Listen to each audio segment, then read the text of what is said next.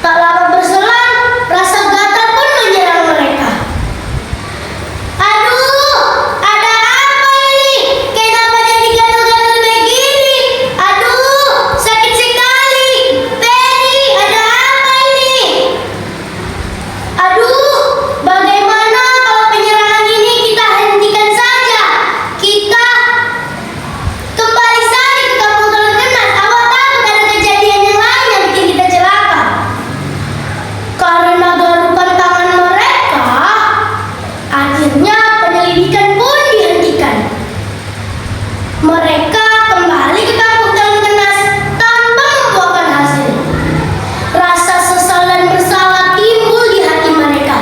Apa boleh buat, semua sudah terjadi di luar rencana. Lalu mereka pulang dan melaporkan kejadian tersebut kepada kepala kampung. Wahai Pak Kepala Kampung, apa sebaiknya penyelidikan ini kita hentikan saja? Kita minta maaf saja ke warga Tanjung. Kata salah satu mata-mata tersebut. Mereka mengira bahwa warga kampung Tanjung sudah mengetahui rencana jahat yang ingin mereka lakukan. Mereka pun berujar, apa sebaiknya kita minta maaf saja ke warga Tanjung? Awak takut ada kejadian lain yang bikin kita semua celaka?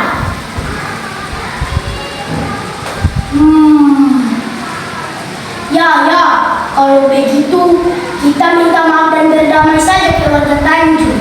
Kita tidak ingin ada masalah baru, kata Pak Kepala Kampung. Selanjutnya, Pak Kepala Kampung menyuruh mereka untuk ke kampung Tanjung, meminta maaf sekaligus meminta obat penawar yang sedang dialami mereka. Ternyata niat baik tersebut mendapat sambutan baik pula. Mereka dimaafkan oleh warga Tanjung. Sedangkan obat penawar tersebut adalah menggosok-gosokkan tanah ke bagian yang gatal. Dari peristiwa merawanya pepohonan, akhirnya mereka menambahkan kata Tanjung dengan kata Merawa, sehingga kampung tersebut berubah nama menjadi Kampung Tanjung Merawa. Kata Merawa berubah